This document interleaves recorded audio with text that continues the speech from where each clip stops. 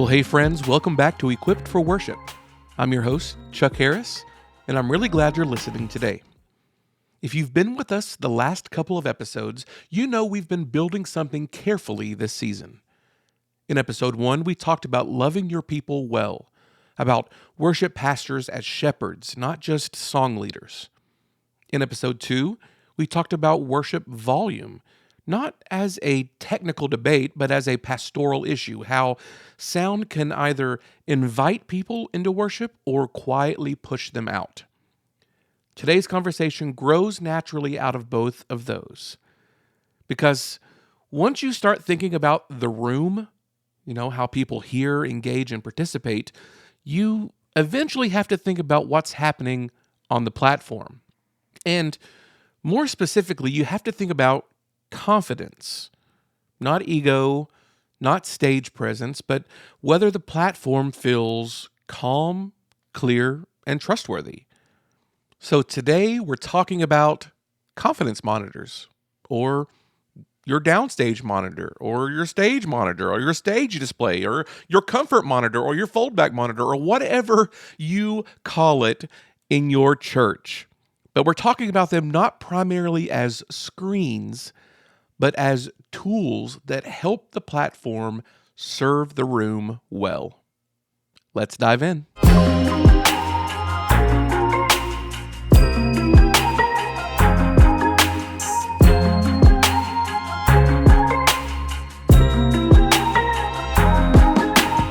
All right, let me start with something most worship pastors eventually notice, whether we have language for it or not. The congregation can sense uncertainty on the platform almost immediately. They may not be able to describe it. They may not know what's going on, or they may not know what's wrong, but they feel it. Worship feels a little tight. Singing feels hesitant. Transitions feel awkward. And often, it has nothing to do with theology, song choice, or even musicianship. It has to do with whether the platform feels confident. When musicians are unsure of what song is next, or how the song flows, or when the bridge hits, or even how the song ends, their attention is divided. Part of them is trying to worship, and the other part of them is trying not to mess up. And that internal tension leaks into the room. Here's that reality. An anxious platform creates an anxious congregation. Not intentionally, not maliciously, but inevitably. Worship pastors don't just lead music, we set the tone. The platform becomes the emotional thermostat of the room. When the platform feels calm and prepared, people relax. When it feels frantic or uncertain, people guard themselves. That's why confidence isn't about showmanship, it's about care. And Scripture speaks directly into this. Paul writes in 1 Corinthians 14, verse 33, God is not a God of confusion, but of peace. Now, that verse isn't about perfection. It's about character. Peace flourishes where clarity lives. Later in that same chapter, Paul says worship should be done decently and in order. Not coldly, not rigidly, but thoughtfully. Order is not the enemy of the Spirit. Confusion is not a sign of faith. Order is love expressed structurally. Clarity is kindness.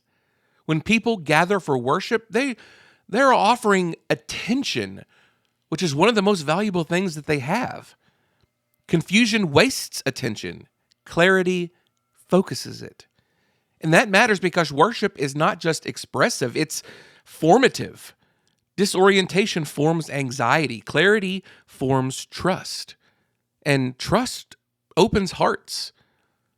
Confidence monitors or stage displays exist in service of that clarity.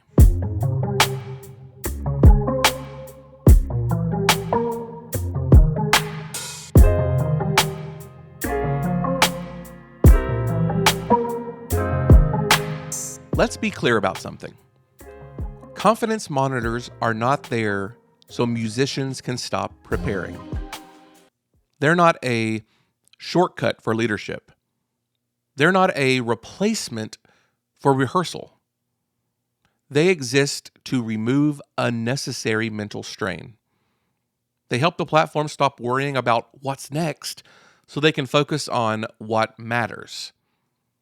When a musician doesn't know how many times the chorus repeats or whether the bridge is coming or how the song ends, their brain is split. Confidence monitors don't remove responsibility. They support faithfulness.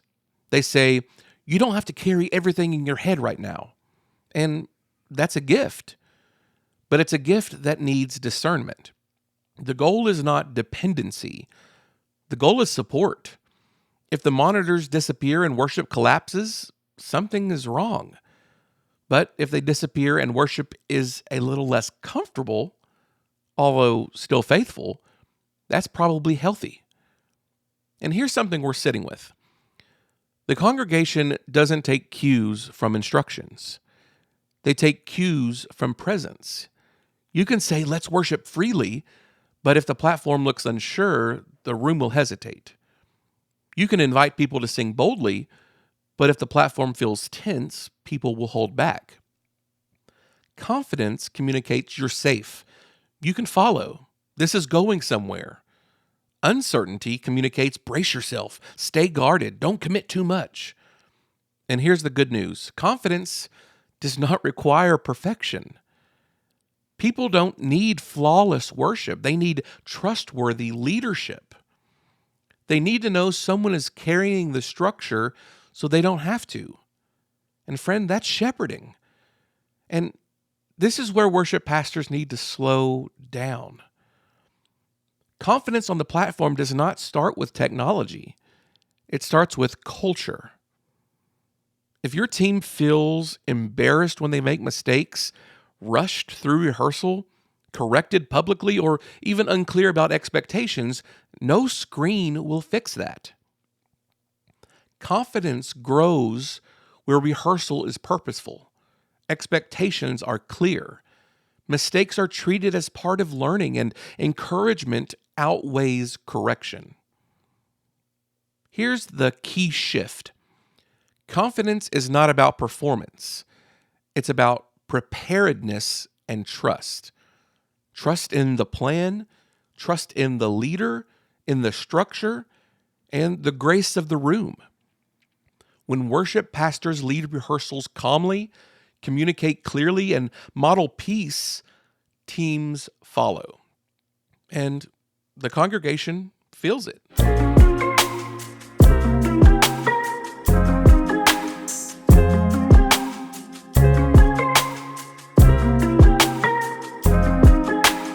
Let me close this way. Confidence monitors, stage displays, foldback monitors, whatever you call them, are not about screens. They're about serving people well. They help the platform lead with clarity so the room can worship with freedom. And like everything else we've talked about this season, this isn't about control. It's about care. Well, next time we're going to step off the platform and look at something that shapes people long before they ever hear the first song. In episode 4, we'll talk about your church's front door, websites, and social media, and why they matter pastorally more than we often realize. If today stirred questions about your team, your setup, or your leadership approach, I'd love to hear from you. You can email me anytime at chuck@equippedforworship.com.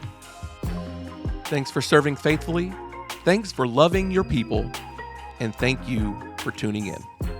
Until next time.